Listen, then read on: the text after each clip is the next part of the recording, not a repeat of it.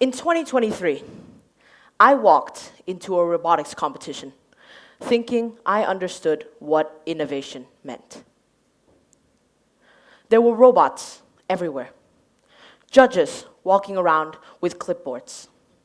There were teams rehearsing their presentations again and again. Now, as a 13-year-old, I stood in my booth nervously, trying to avoid eye contact with everyone, because clearly everyone here was experienced and was professional. I stumbled through my interview beside my partner, who was a lot more mature than me. I had no expectations, none at all. I was a young boy. I felt lost and completely inexperienced. And then I won. I was in a haze all afternoon. I woke up the next morning convinced it was all a dream. But then I was getting messages about interviews on TVs and photo shoots and people clamoring for my advice all year. I am not going to lie, it was amazing. You have no idea how incredible it feels to win in your very first year, to get everything when you expect nothing. So when I went in next year, I was in a blaze of glory. I was smiling, I was carefree, and I was unbelievably arrogant.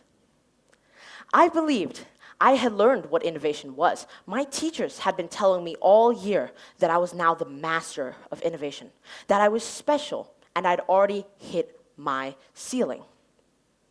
I joined another robotics competition. I went in with amazing people.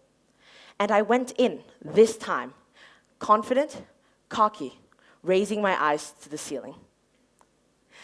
In truth, I had pulled almost 3 late-night shifts just to get the work done. The work wasn't even completed. But I was too confident. I went in and gave my presentation, and the next day, when the distinguished gentlemen strode up the stage, they announced our team as the finalists, and everyone cheered. As you can guess, that didn't happen. It was a terrible project. It's been 2 years since that competition. I never went back, but not out of shame or embarrassment, but because I just felt a great detachment to those types of competitions in general. I felt like I didn't learn anything. And the people who kept talking to me about innovation, my brilliant STEM teachers, urged me to continue joining. It's only one failure, they said. Just go again. A lot of my friends tell me that as well.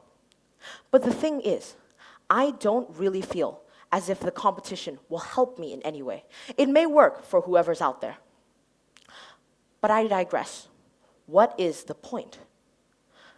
I thought about it in my head. Should I go back? It really only was one competition, only one that I didn't win. Perhaps I really should go back. But if I did, I said, I wanted to analyze every single thing we did wrong. But then I felt scared. What if I couldn't win again? What if I really wasn't a good innovator at all? Maybe innovation is just not my thing. Now I was worried. What if I had no talent for innovation? What if I couldn't do it? If I didn't win this time, would it cement me as a person completely devoid of an innovative mind? And I was looking through our chat history, the chats with my team. In the early months of our progress, we were whipped up into a storm of determination, ideas flying left and right. But just a few short weeks later, nothing. And I do mean absolutely nothing. No communication, no talking at all. It disturbed me greatly. And so for a long time, I didn't have the courage to say no. I was shy. I was scared. I thought it was a big decision, and I had to make it right now. Then it was one night. I couldn't remember the date, of course. I thought about something. Something came to me. something really important that I'd never thought about. What is innovation? No, what is it really? First of all, is it a process? Is it a skill? Is it an event, an action, or a miracle? But more importantly, what was innovation to me? Not to the teachers, not to the judges, not my friends or my teammates. What was it to me?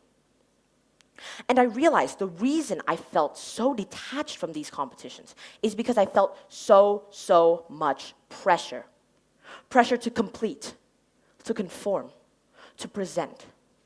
The education I received taught me as if there was already a path laying on the ground, a route I should take. A, B, C, then you'll get D. Like a stepping stone that if you stepped even a bit off, you would drown. But innovation is not that. Innovation is not a clear picture. Innovation is not a step-by-step instruction. It is not something felt by everyone in the same way. Innovation is messy thoughts that more or less form a complete picture. Innovation can be a sudden stroke of genius, a wave of determination. Innovation is talking and discussion. It is so much more than what people make it out to be. The way we teach innovation is outdated. We are preparing students for a world which no longer exists, and I do mean we. Friends, family members, educators, when we talk about innovation as some kind of set process, innovation should not be treated as a conscious thought or skill which we can fail at. No one can fail at innovation. And when we teach it as such, it drives people away from innovation. Look at my story. I was taught that innovation was something sacred. It was something special. It was a mark of genius, of talent. But everyone can innovate. And that's something no one ever taught me. And as I wrote this script at 8 p.m. many nights ago, I didn't know how this speech would turn out. But if you want to learn, it's a choice. If you want to learn from my mistakes, I would give you this, educators. To make little kids like me better innovators, allow them to be comfortable with failure. Allow them to feel included in innovation. Allow them to make mistakes. And this goes beyond the classroom, far beyond it. If you enter competitions of any kind, guide your students step by step, side by side, towards their own journey. Remember, the hardest part about being an educator is remembering that students tread their own path. And so, as I left one stage, I climbed up another.